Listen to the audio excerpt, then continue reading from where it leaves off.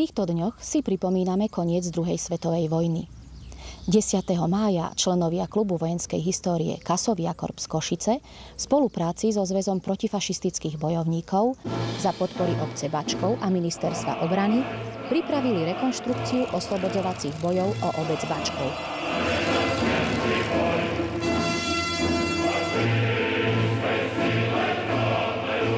Myšlienka rekonštrukcie týchto bojov vznikla zhruba, môžem povedať, pred 5-6 rokmi. Bolo to z viacerých, hlavne bolo to z jednej, ale zhruba pred rokom sme sa viac nadšencov klubu vojenskej histórie. Sme sa rozhodli, že už by bolo najvyšší čas tu zorganizovať. Takže zhruba pred pol rokom sa stretol nejaký tím ľudí a túto akciu sme začali pripravovať. Operácia Červenej armády, ktorá bola nazvaná Užhorodsko-Ondavská, začala 23. novembra v roku 1944 a končila tu v týchto vrchoch 28. decembra 1944. Celkovo pri nej padlo počas tejto operácie, najmä v tej záverečnej fáze bojov, okolo 22 000 príslušníkov Červenej armády.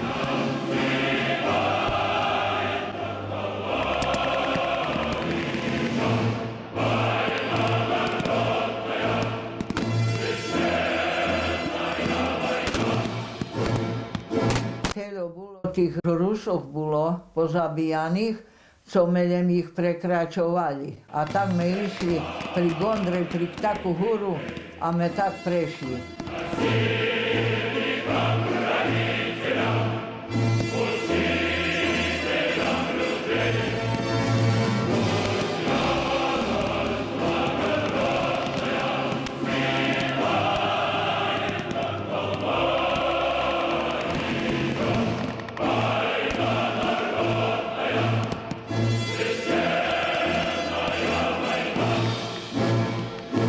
Samozrejme je treba k tomu pripočítať aj to utrpenie civilného obyvateľstva a všetky tie následky, ktoré ešte ďaleko po vojne sa potom odstraňovali.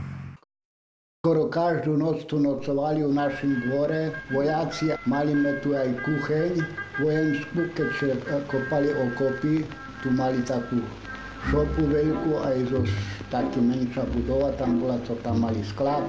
Vor der Kaserne, vor dem großen Tor, stand eine Laterne und steht sie noch davor.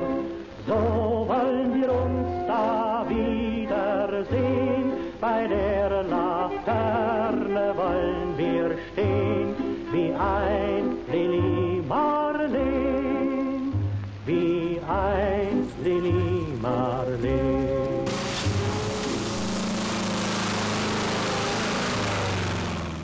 Naší hlavní zbraní tady, kolem které účinkujeme, je německý kulomet MG34. Měl karenci zhruba 800 až 900 rán za minutu, byl poměrně výrobně nákladný, je to všechno třískové obrábění. Byl v prvé polovině války do roku 1942 byl vlastně jediný kulomet zavedený v německém Wehrmachtu. Později byl z důvodu zjednodušení výroby úspory materiálu nahrazen kulometem MG42, který byl vyráběn jenom lisovaním plechů. Pôvodným zámerom Červenej armády bolo po prvom dni prekonať pohorie a rozvinúť útok do Košickej kotliny. Miesto jedného dňa, po prípade 5, ktoré boli potom plánované, sa operácia uskutočňovala 7 týždňov. Rusi byli na nás, tam na tanke a Nemci tak na Ruso a my tam medzi nima u jedným potoku. To tak bolo. Prišlo vypálenie kravian a stankoviec, ja som na vlastné oči pozeral, vylezol som na strom. Tie krytiny, tie eternity, keď to praskalo, to je ako by fronta.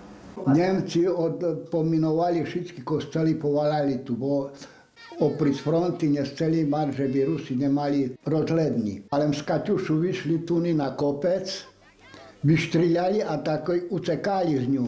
Keď začala sa ofenzíva ruskej armády a Nemci sa zdržiavali na hore Sirocké, streľali zo Sirockého. Ruská armáda zasa z východu, Kaťuše, keď to strieľali. To bolo strašné.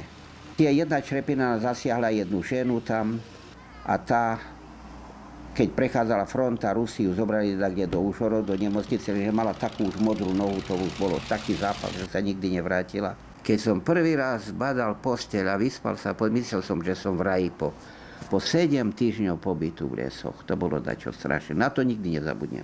Členovia klubu medzi sebou spolupracujeme, chodíme do lesov na miesta bojov. Je tam veľa ešte kovového odpadu, ktoré pripomínajú vlastne tú tvrdosť a tuhosť týchto bojov. V lesoch sa dodnes nachádza veľa munície.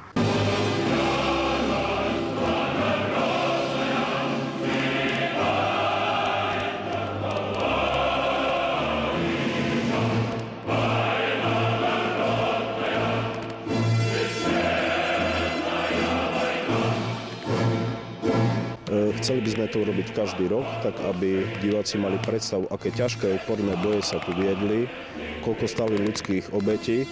Takže keď to tak približím 5. ročník, by sme teoreticky mali dobiť Dargovský priesmyk a nejaký 6. ročník by sme z Košického Klečenova mali vytlačiť nepriateľov smer Košice-Prešov.